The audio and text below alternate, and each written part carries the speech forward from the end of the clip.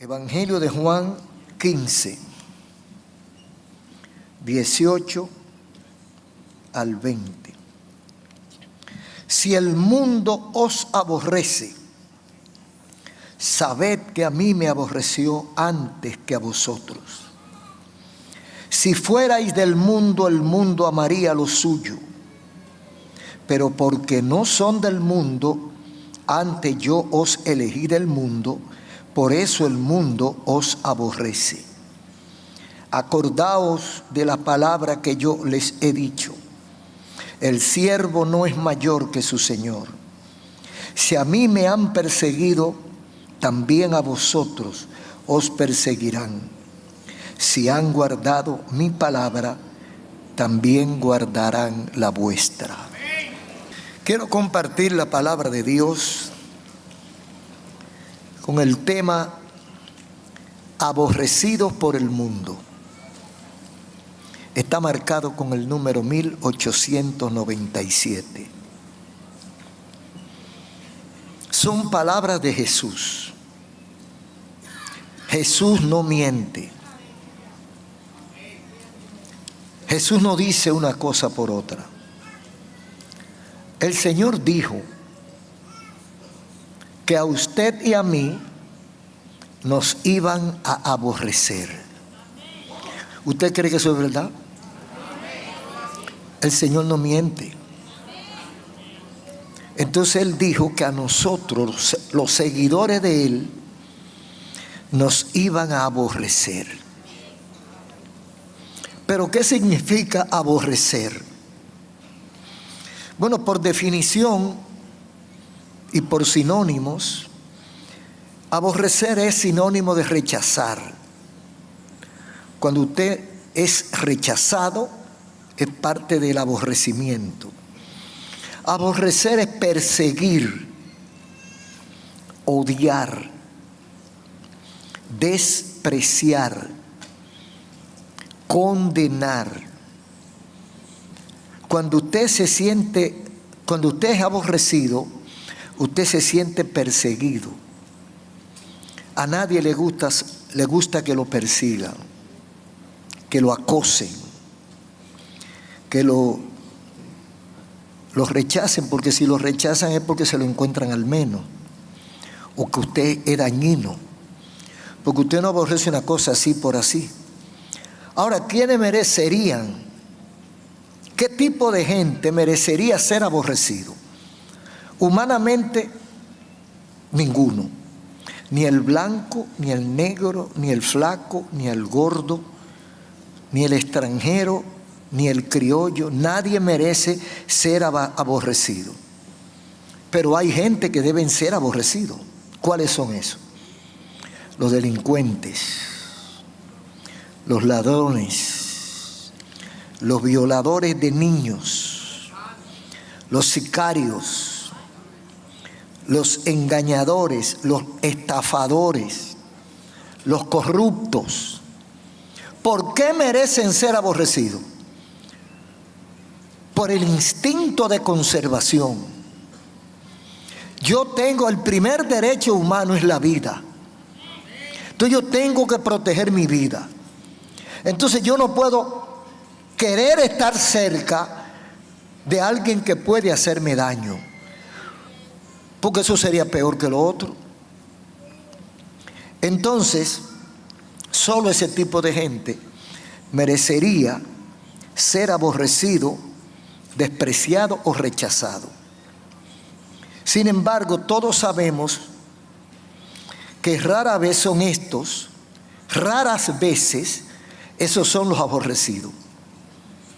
Porque ese tipo de gente que ha hecho tanto daño, muchas veces está rodeado de dinero y comodidades y lujos, que por causa del dinero que han acumulado con su maldad, la sociedad no los rechaza. Paradoja de la vida. Serán aborrecidos es solo una frase del Señor Jesús. Pero esta frase de Jesús es una sentencia que debería generar preocupación. serán aborrecidos por causa de mi nombre. Esa sentencia, esa probabilidad de Jesús, todos sabemos que se ha cumplido, en un sitio más que en otro, pero siempre se cumple. Seremos aborrecidos por causa de su nombre. Pero hay un choque, porque estamos en una sociedad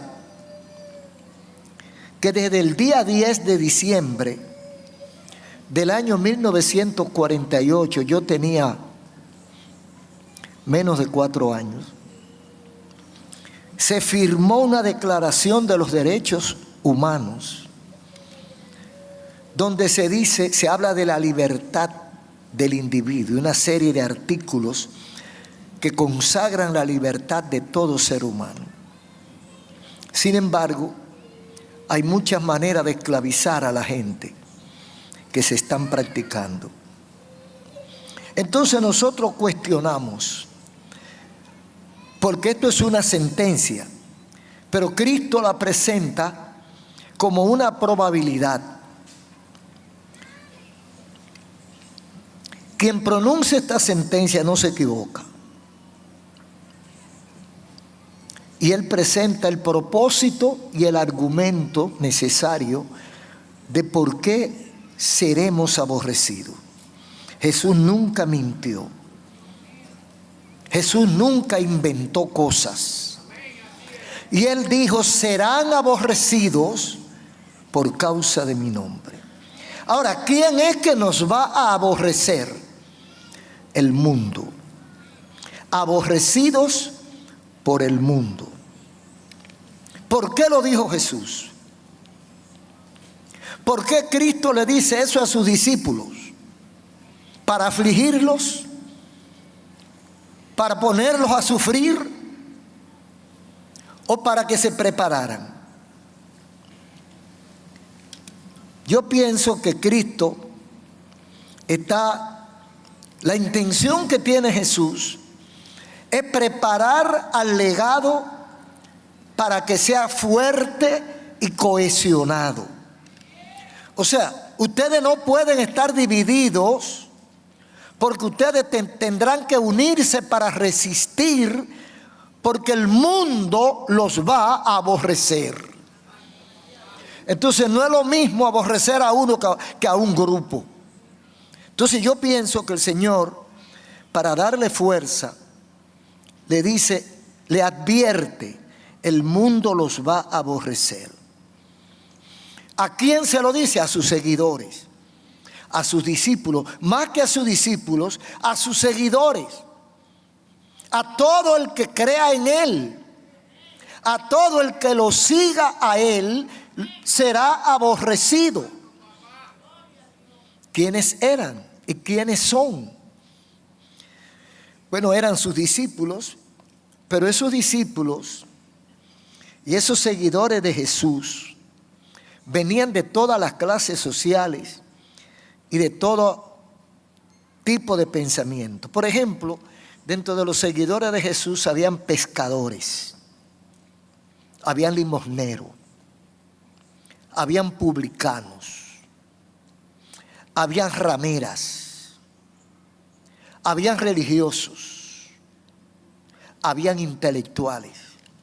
Como hoy, las iglesias están llenas de todo tipo de personas, de todos los niveles sociales y económicos, intelectuales. La iglesia está repleta de cada grupo de personas.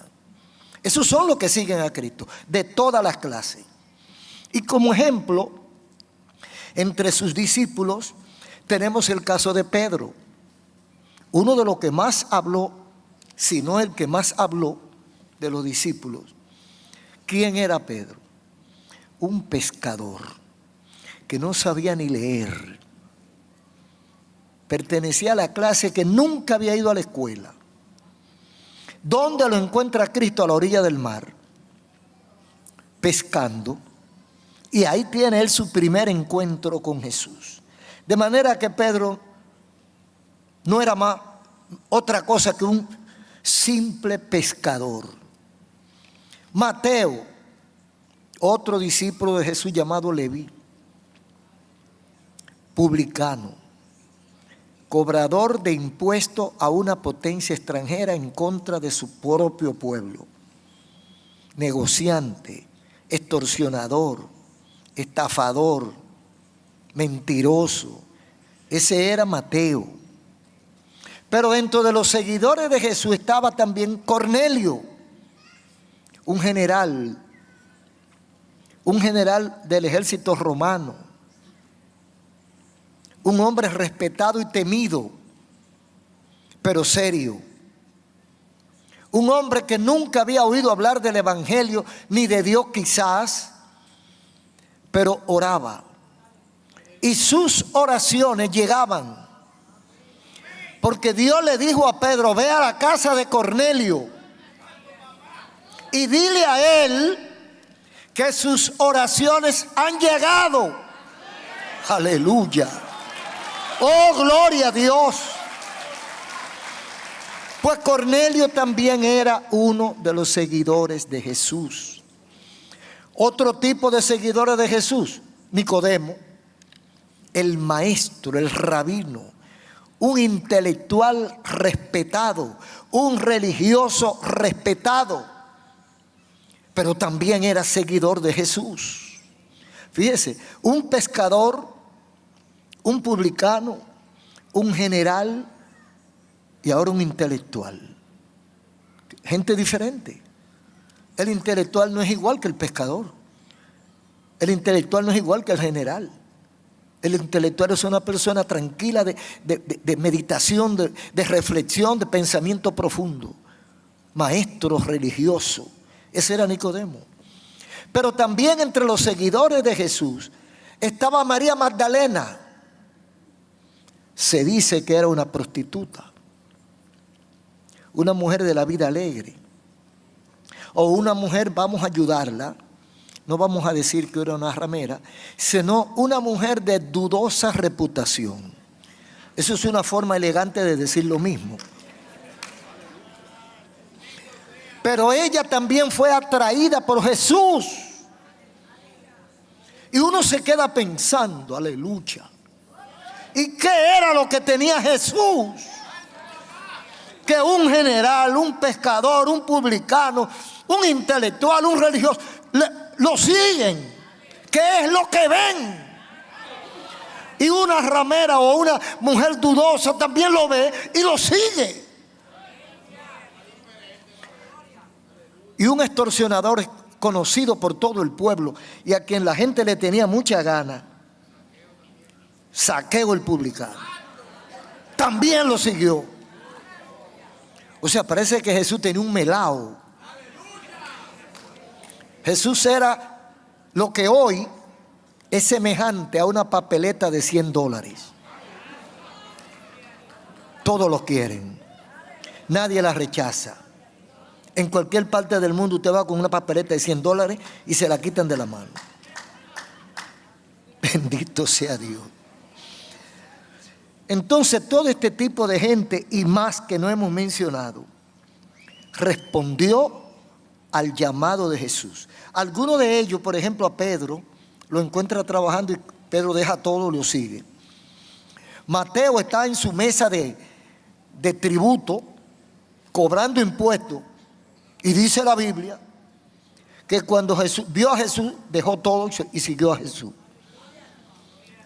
Nicodemo está en su faena religiosa, intelectual, de educador como era, y abandona lo que está haciendo una noche, que a lo mejor estaba preparando algún discurso, no se sabe, y deja lo que está haciendo y se va donde Jesús. Todos sintieron lo mismo, una atracción hacia Jesús. Por eso es que tanta gente odia a Jesús, porque Jesús tiene un imán. Bendito el nombre de Jesús. Ahora, tenemos que explicar el contenido de esta sentencia de Jesús. Dice Juan 15, 18 y 19. Si el mundo los aborrece, sepan que a mí me aborreció antes que a ustedes. Eso es lo primero. No es a nosotros que nos está aborreciendo, es al que está en nosotros. Usted entregó su vida a Cristo. Usted se dio cuenta que el camino correcto es seguir a Cristo. Usted abandona la vida mundana que usted llevó por 30 o 40 años. Se sacrifica, renuncia y sigue a Cristo. Entonces su familia lo rechaza. Antes usted amanecía en la calle, se bebía el dinero que cobraba. A veces se emborrachaba y el dinero en los bolsillos se lo quitaban y usted ni cuenta se daba. Y la familia no decía nada. Pero ahora que usted está en la iglesia, ahora que usted llega a las 10 de la noche o a las 10:30 porque está en la iglesia, le preguntan que qué tanto ir a la iglesia. ¿Qué es lo que tú buscas en la iglesia? Porque el mundo los aborrece. Pero primero aborreció a Cristo. A Cristo lo aborreció primero. Entonces el Señor aclara: si ustedes fueran del mundo, el mundo amaría a lo suyo. Pero como no somos del mundo, el mundo nos aborrece. Hay mucha gente que piensa, yo no sé, no es con la cabeza que piensa. Al hijo borrachón le dan un abrazo y al hijo predicador del evangelio lo rechazan. Tú no cabes aquí porque tú eres evangélico. Tú eres un estorbo de la familia, porque ya él no habla mentira, ya él no engaña, ya él no roba. Y a lo mejor ellos se beneficiaban de sus delitos, porque eso pasa también. A veces el pecado de uno materialmente beneficia al otro, y cuando se convierte se daña el negocio. Es el caso de una adivina que hay en el libro de los Hechos. Una muchacha bruja que vivía adivinando disparate a la gente, y la gente le pagaba y ese dinero iba para donde la familia. Cuando la muchacha se encuentra con Pablo y Silas y el demonio se le va y la mujer queda libre, entonces quienes protestan son la familia. ¿Pero por qué protestan? A ellos no les importa que la muchacha esté esclavizada de un demonio. A ellos lo que les importa era el dinero que le entraba por la brujería de la muchacha. Y eso se está repitiendo.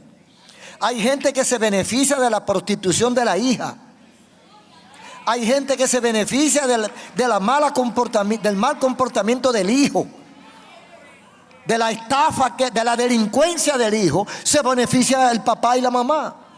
Entonces cuando el muchacho se convierte, salva su alma, pero no lleva dinero a la casa. Entonces hay un choque de intereses. Esa es la sociedad que usted y yo estamos disfrutando. Entonces, si fueran del mundo, el mundo amaría lo suyo. ¿Sí? Mientras estamos bebiendo romo y hablando mentiras, insultando y hablando malas palabras, nos aplauden. Llegó el alegre de la fiesta. Pero ahora cuando llegamos nosotros, cállense que llegó el hermano.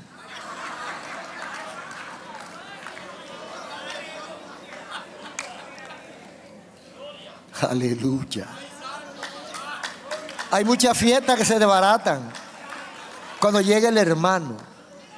A veces le dicen el pastor sin ser pastor. Porque es que hay un choque, hermano. El mundo nos aborrece porque el que está en ellos y el que está en nosotros son distintos. El que está en nosotros y el que está en ellos son diferentes. Entonces no puede haber una. Y mire, el día que combine, revísese. El día que usted le caiga bien a todo el mundo, revísese. Porque usted, repito, no es una papeleta de $100. Así que cuando usted le caiga bien a los impíos, y los impíos estén aplaudiéndolo y agradeciéndole todo lo que usted hace, revísese.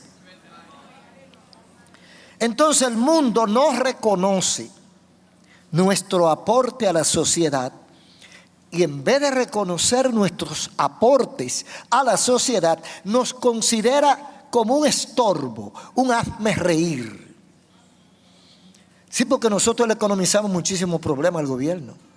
Cada vez que un delincuente se convierte y cambia de vida, ¿cuánto le economizamos? ¿Cuánta lucha y cuánto dinero y cuánta inversión le economizamos al Estado? ¿Cuánta gente hay tranquilito en la iglesia que antes era un dolor de cabeza para la policía, para la sociedad? Pero eso no se toma en cuenta. Por eso la iglesia tiene que seguir trabajando de noche y de día, 24/7. Nosotros somos responsables, como dijo Cristo, ustedes son la sal de la tierra. Si la sal se desvaneciere, ¿con qué será salada?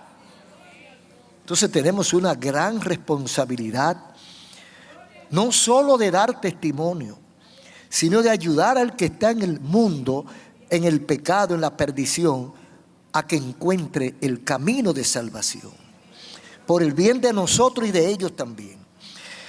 Entonces, pero decimos nosotros, aborrecido por el mundo. ¿Y quién es el mundo? ¿El universo? No. ¿El metaverso? No. ¿Los planetas? No. Cuando habla del mundo se refiere al sistema social y específicamente al sistema social sin Dios o contra Dios. Porque la Biblia dice, el que no es conmigo es contra mí. Entonces el que no está con Dios está en contra. A partir del concepto de Cristo, el que no está con Cristo está en contra de Cristo. Entonces el mundo son dos tipos de gente, voy a mencionar, dos renglones. Primero, los que no conocen a Dios. Ese es el mundo. Los que no conocen a Dios. Dice 1 Corintios 1:21.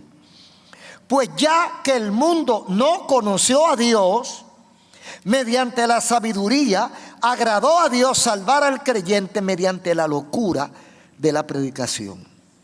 Entonces el mundo es todo aquel que no conoce a Dios.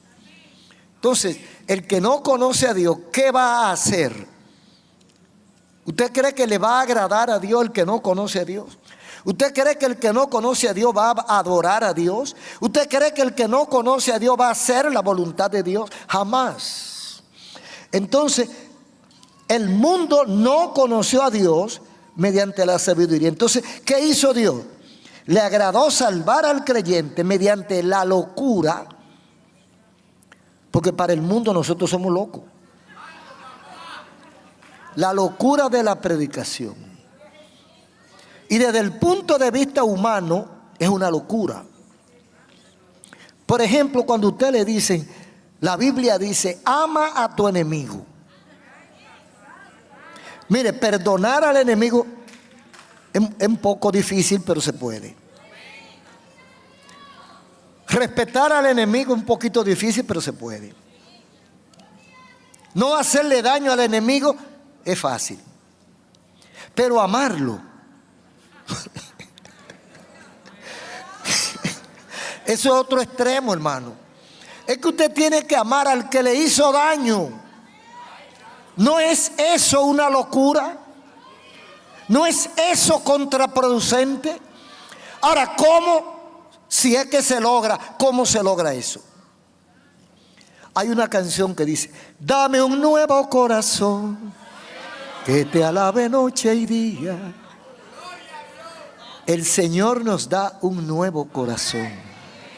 Y cuando el Señor nos cambia ese corazón sucio, lleno de negrura, de basura, y viene un corazón nuevo, entonces ese corazón nuevo es capaz, no de perdonar al enemigo, de amarlo, de cogerle pena, de averiguar cómo le ha ido y darle comida si necesita. Entonces, desde el punto de vista humano, es una locura. Es un disparate que nadie que esté en su sano juicio lo va a hacer. Entonces, la predicación de eso, que es lo que yo estoy haciendo y hacemos todos, la predicación de ese perdón, la predicación de esa transformación de vida, desde el punto de vista científico o intelectual, es un disparate. Le llaman locura, la locura de la fe. El apóstol Pablo, antes de ser apóstol, era un intelectual. Y él dice que él abrazó la locura de la fe. Porque él es el que escribe esto. La fe es una locura, porque usted tiene que entenderla en la misma dimensión que existe espiritualmente. Hay cosas que usted sin la fe no la puede entender.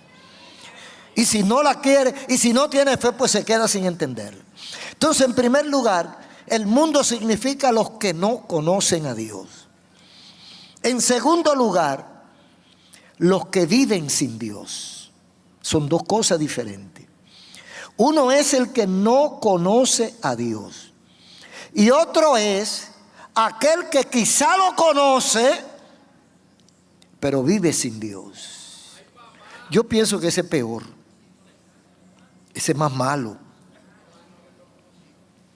Dice Efesios 2:2. En otro tiempo ustedes estaban muertos en sus pecados y en los cuales andaban conforme a los poderes de este mundo. Se conducían conforme al que gobierna las tinieblas. Así éramos nosotros. Vivíamos sin Dios porque nos gobernaba otro. Hay gente ambivalente que tiene un conocimiento superficial de Dios y dice creer en Dios, pero su fe no tiene raíces, no tiene fundamento y fácilmente es movido.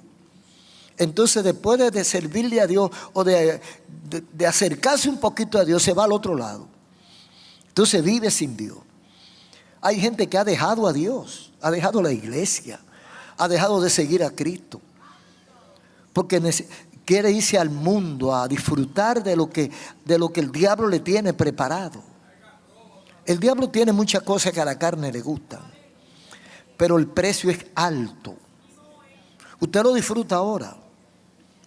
Hay mucha gente que su juventud la dedican a disfrutar de la vida. Y cuando llegan a los 50 años están derrengados.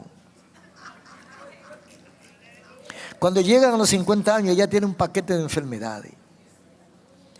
Y lo más sencillo es que no tienen hijos que los respeten. Porque vivieron una vida tan vaga que nadie cree en ellos. Entonces cosechan lo que siembran. Todo lo que sembrare, dice la Biblia, eso mismo cosechará. Entonces hay gente que viven sin Dios. No le interesa a Dios. Y ahí se inscribe una cantidad de científicos y de intelectuales que creen más en ellos que en Dios. Yo leí hace muchos años, más de 30 años, un libro que ni me acuerdo del autor, pero el título me acuerdo. El título era La ciencia retorna a Dios. Y ese libro era escrito por un científico convertido. La conclusión de él es la siguiente: un poco de ciencia te aleja de Dios. Mucha ciencia te acerca a Dios. Cuando usted es un científico a media, el objetivo es destutanar a Dios, probar que Dios no existe. Pero cuando sigue investigando y ahondando y ve que es imposible que Dios no exista, cuando usted madura como científico, entonces concluye diciendo: sí, es verdad que hay Dios. Porque no hay otra explicación para todo lo que hay que no sea Dios.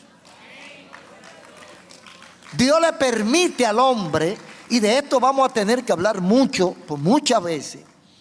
Dios le permite al hombre el aumento de la ciencia.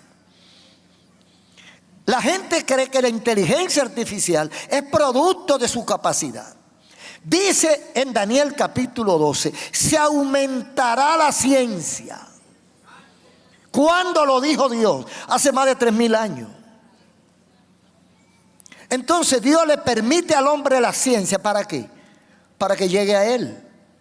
Están vueltos locos la gente del James Webb. Los telescopios más modernos están asustados y no pueden decir lo que ven. Pero se están dando cuenta de cosas que ellos no se imaginaban. Hubo uno que se le zafó y dijo que ahora él está creyendo en la Nueva Jerusalén porque hay una ciudad que viene.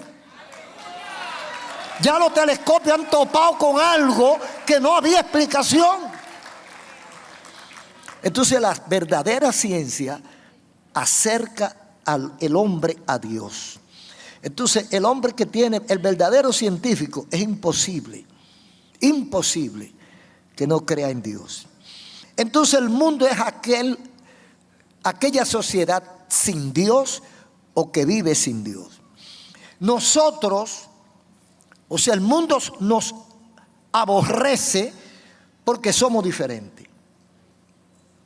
Y así somos tratados. En su oración Jesús dice en el capítulo 17 del Evangelio de Juan, versículo 9. Eso es para que usted no se asuste cuando su familia lo rechace. Eso es para que usted no se sienta mal cuando en la oficina se ríen de usted. Eso no es para cuando una muchacha que quiere conservarse para Dios sea burlada. No hay cosa que se ría con más gana que un ignorante. Vaya al manicomio para que usted vea cómo se ríen la gente que sufre de la cabeza. El ignorante se ríe de cualquier cosa.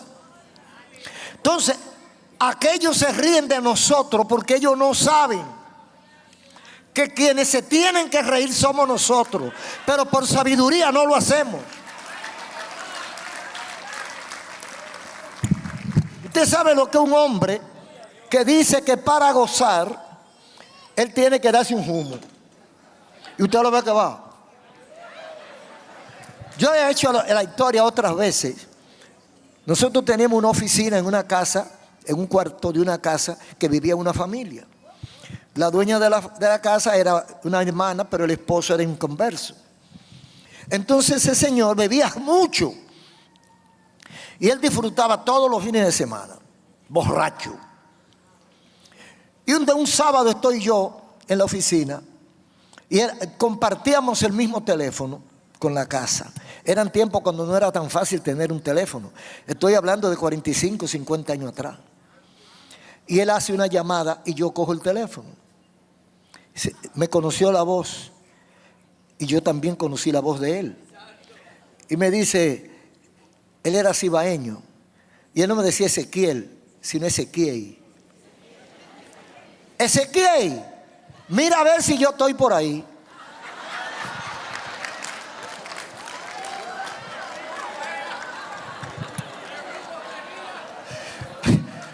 Ya usted sabe en qué mundo estaba ese hombre. Era en la nube que estaba él, borracho como una uva. Entonces la gente cree, como nosotros no somos así, entonces la gente nos aborrece. ¿Por qué? Porque usted para celebrar un cumpleaños no tiene que beber romo. Entonces usted tiene que hacerle daño a su hígado, hacerle daño a su mente. Usted sabe que, impulsado por el diablo, pero los padres que han violado a sus hijas siempre han estado borrachos. El romo, y a su madre también. El romo es capaz de cualquier cosa. La Biblia prohíbe la borrachera. Entonces nosotros prohibimos la ingesta de alcohol. Porque el que bebe no es responsable de lo que hace, pero tiene que pagarlo. Era que estaba borracho. Entonces, ¿quién paga los platos rotos? El que no estaba borracho, ¿que lo va a pagar? No, el borracho. El borracho fue el que se emborrachó. Él cometió el crimen borracho, pero cuando él empezó a beber no estaba borracho. Entonces el responsable es él. Entonces somos diferentes, no somos del mundo. Entonces nuestro compromiso no es con el mundo, es con Dios. Entonces nosotros somos aborrecidos, dice 17, versículos 14 y 15. No, 17, 11. Dice el Señor en su oración, porque el Señor reúne a los suyos en el capítulo 17 de Juan y hace una oración al Padre por ellos, por los discípulos, por los seguidores. Y comienza en el versículo 9 diciendo que somos exclusivos. Nosotros tenemos 3 características: exclusivos, protegidos y aborrecidos. Usted tiene 3 características, cristiano: exclusivo, protegido y aborrecido. Dice el versículo 9: yo ruego por ellos, no ruego por el mundo, sino por los que me diste, porque tuyos son. ¿Quiénes son esos? Todo el que sigue a Cristo. El Señor dice: yo no estoy pidiéndote bendición para el mundo, sino para los que son, para lo del mundo que tú me diste. No ruego por el mundo, yo ruego por ellos, por los que me diste, porque tuyos son. Yo no sé si usted está entendiendo cuál es la oración de Jesús. El Señor ama a todos, pero esa oración del capítulo 17 de Juan, versículo 9, dice: yo no ruego por el mundo, ruego por este grupito que tú me diste. Mi responsabilidad, mi compromiso no es con el mundo, es con ustedes. Protegerlo a ustedes. Y el Señor rogó por nosotros. ¿Sabe por qué? Dice: porque tuyos son. Nosotros somos de Él. Dice la Biblia que nosotros somos de Él. Y por tanto, Él, somos exclusividad. No somos cualquier cosa. El que sigue a Cristo no es cualquier cosa, es una exclusividad. Hijo de Dios. Si usted llega a un sitio donde hay mucha cucaracha y hace así, ¿qué pasa?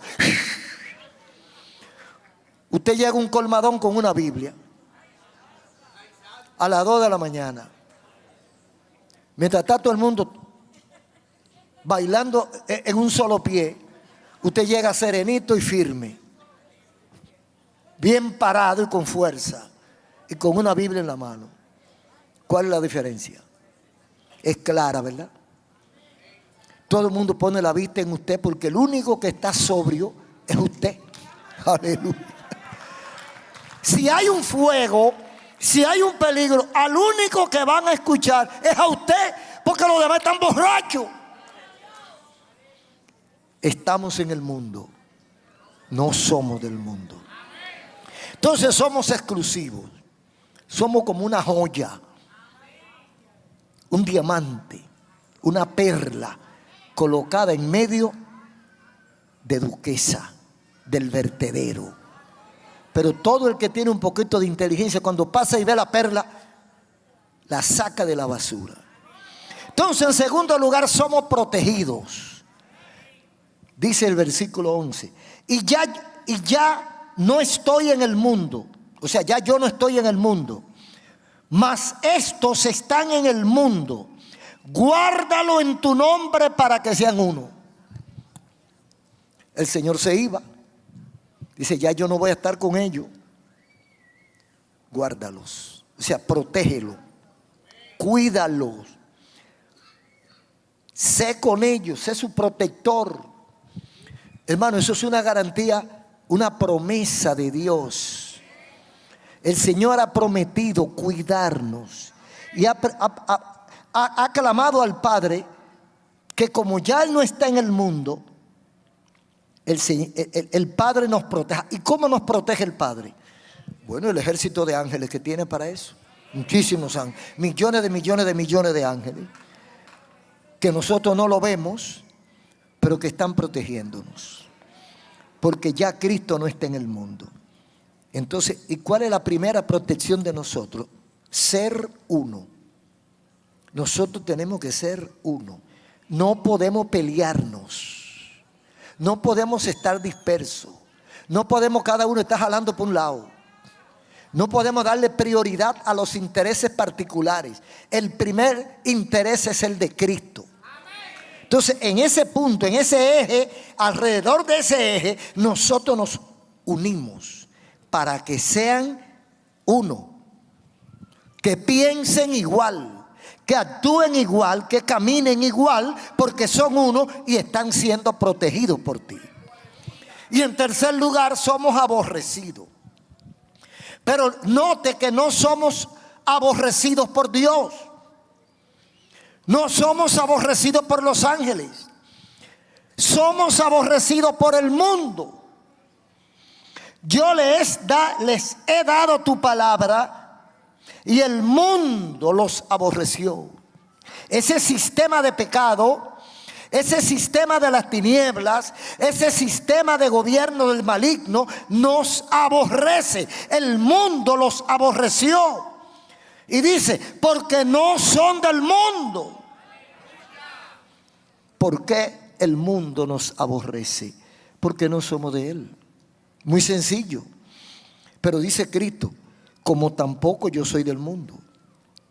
Hay veces que la gente no entiende esa cosa tan sencilla. ¿Por qué la gente te rechaza? Porque tú no eres igual.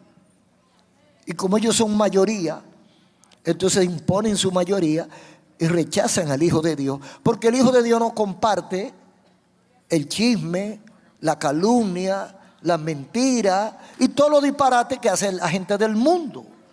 Entonces el Hijo de Dios se mantiene en su sitio. Entonces nos aborrecen. Sí tienen razón aborrecernos. Porque ellos ven en nosotros una amenaza. Es como cuando usted tiene la cara sucia y usted está tranquilo. O tiene un ojo más chiquito que el otro, usted está tranquilo. Pero cuando va al espejo, usted se ofende. Y usted quiere romper el espejo. El mundo nos ve a nosotros y se siente mal. Porque quisieran en sus adentros ser como nosotros. Pero no han podido. Porque no han querido, por supuesto. Entonces nosotros representamos una afrenta. Un choque de opinión. Cuando nos ven a nosotros vivir felices. ¿Cuántos miles de millones usted tiene? Bueno, quizá ni uno, ni un millón. Pero es feliz. Y aquel que tiene 20,000 millones no duerme. Tiene que tener 3 o 4 potes de pastillas para para poder dormir. Y yo tranquilo, sentado en el lavacarro, me duermo. Me siento en la galería de la casa después que como y me duermo. Pero hay gente que se meten 6 pastillas y no duermen. Entonces eso molesta. La paz de Dios, aleluya. La paz de Dios en tu alma le molesta al diablo. Oh, bendito sea su nombre. Satanás no resiste que usted y yo seamos felices. Cuando Satanás ve una familia feliz, un hombre que ama a su mujer, que es fiel a su mujer, que ama y protege a sus hijos, el diablo está incómodo, buscando la manera. ¿Qué hago para desbaratar eso? ¿Qué cuña le voy a meter? A ver si lo divido. Porque ese es el mundo. Entonces nosotros somos rechazados porque no somos iguales. Y no porque seamos mejores. Porque hemos decidido seguir a Cristo. Esa es la diferencia. Hemos decidido seguir a Cristo. Dice, yo les he dado tu palabra y el mundo lo aborreció. ¿Por qué nos aborreció el mundo? Porque Él nos ha dado su palabra. Y no solo que nos la ha dado, que nosotros la cogimos. Porque se la da todo, pero nosotros somos los que la hemos recibido. Entonces lo que hemos recibido, esa palabra que quiere decir el consejo, entonces aprovechamos el consejo de Cristo y nos parecemos a Cristo y dejamos de parecernos al mundo. Cuando usted tiene un tropezón, un mundano o dice una mala palabra o una maldición. Un verdadero hijo de Dios da un gloria a Dios. Lo menos que dice santo. Porque de la abundancia del corazón. Aleluya. Oh, gloria. Diga gloria a Dios. Bendito el nombre de Jesús. Amigos y hermanos, nuestro compromiso es con Dios. Nuestro compromiso es con Dios. Somos aborrecidos porque el mundo no nos soporta. Dice Primera de Juan 4:5. Ellos son del mundo, por eso hablan del mundo y el mundo los oye. Nosotros somos de Dios. El que es de Dios nos oye. El que no es de Dios no nos oye. Oiga, pero qué claro está eso. Primera de Juan 4, 5 y 6. Ellos, aquellos de afuera, son del mundo. Por eso hablan del mundo. O sea, su forma de hablar. Por eso dice la Biblia que hasta el lenguaje, mire, la manera de hablar, las palabras que usted usa son diferentes. El cristiano no habla mala palabra.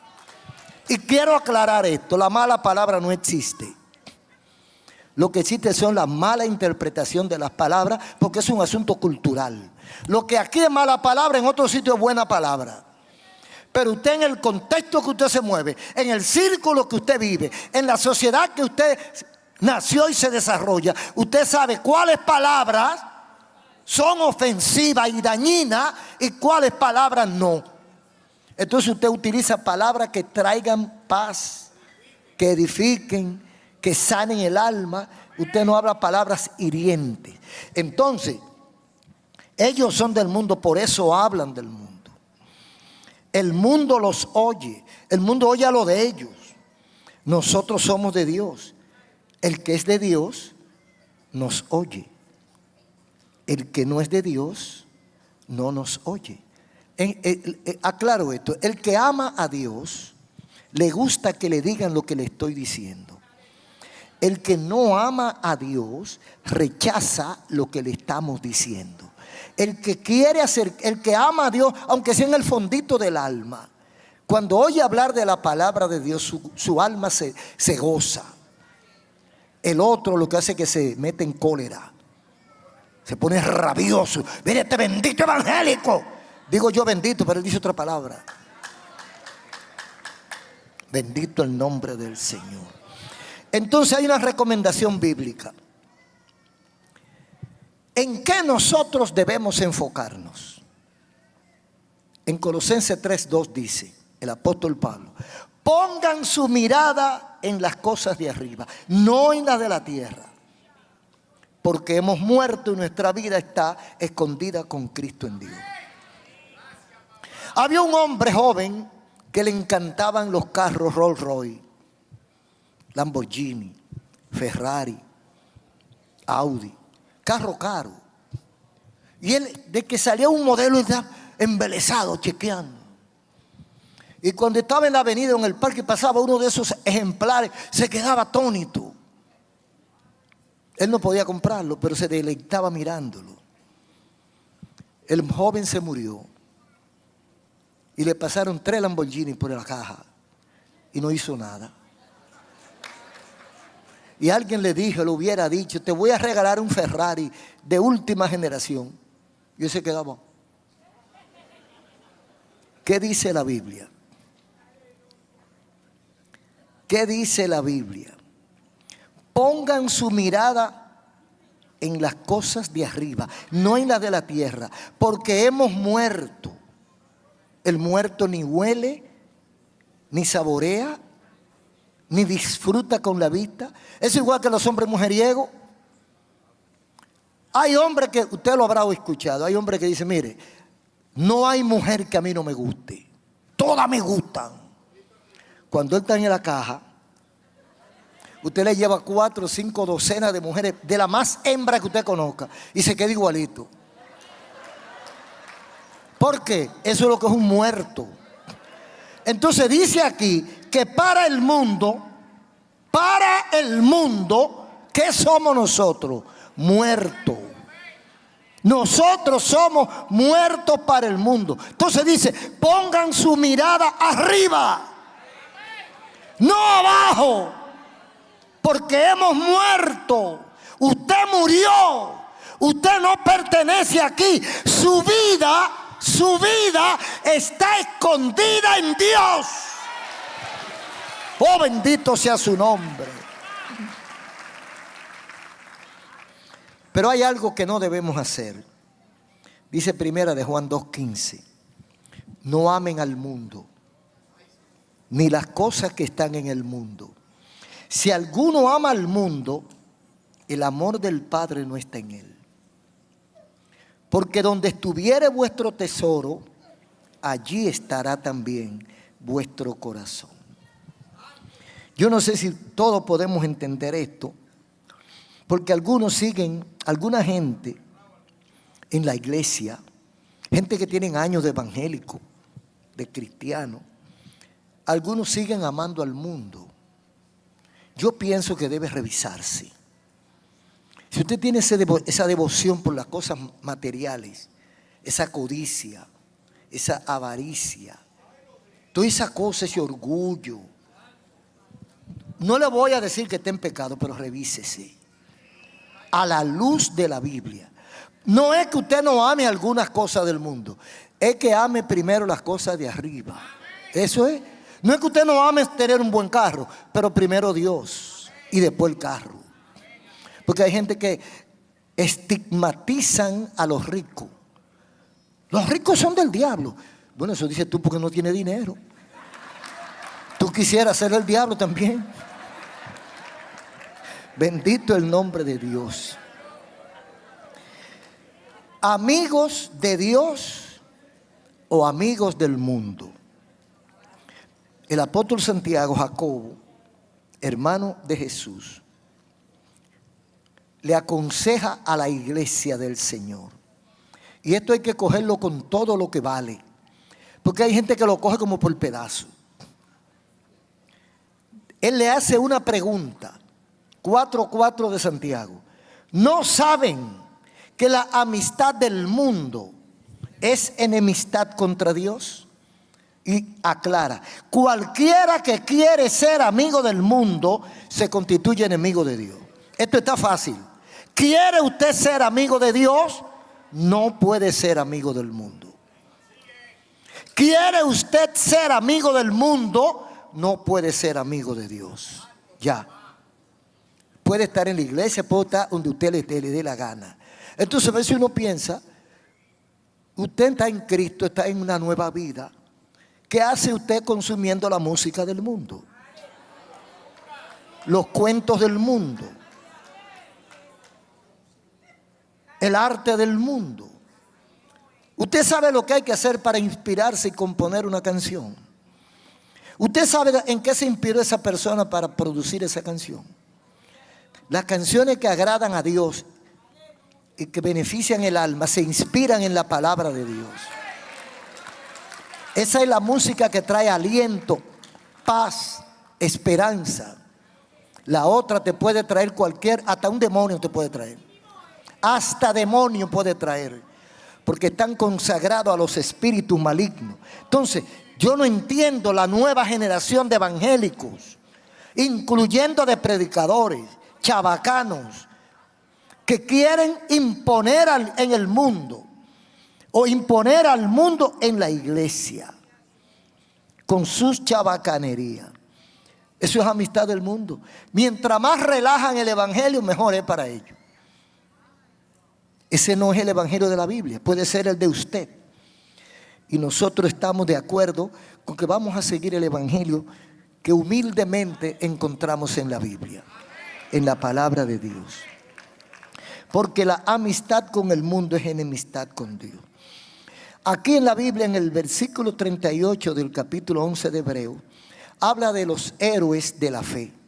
heredero del reino de los cielos. Vivieron en este mundo, pero no eran de este mundo. En esta sociedad, pero su nivel de vida estaba por encima y por eso no cabían aquí. Y dice el versículo 38, de los cuales el mundo no era digno. Los siervos de Dios, el mundo no es digno de nosotros. Los aborrecidos por el mundo son los mismos que aparecen en el capítulo 7 de Apocalipsis. La gran multitud que no se podía contar, vestidos de ropas blancas. Después miré una gran multitud que nadie podía contar, de todas las naciones, pueblos, lenguas, tribus, que estaban delante del trono y en presencia del Cordero, vestidos de ropas blancas y palmas en las manos. Entonces dice Mateo 16:26, ¿qué aprovecha el hombre si ganare todo el mundo y pierde a Cristo? Yo pienso que ser aborrecido por el mundo, pero favorecido por Dios, es el mejor negocio. ¿Qué decide usted, hermano y amigo? ¿Que lo aborrezca Dios o que lo aborrezca el mundo? Mire, 1.000.000 de veces prefiero que me aborrezca el mundo y que Dios no me aborrezca nunca. Y para eso yo tengo que ser un verdadero, leal, sincero y fiel amigo de Dios. ¿Cuántos quieren ser amigos de Dios? Entonces sepan que el mundo los va a aborrecer. No se sorprendan ni se asusten. Todo lo contrario. Es un orgullo sano. Es un gozo cuando el mundo me aborrece. Si el mundo me aplaude es porque yo soy igual. Si el mundo me aborrece es porque no somos iguales. Así que gloria a Dios, gracias al Señor, porque no somos iguales. El mundo nos aborreció, pero Dios nos recibió. Un aplauso a Cristo.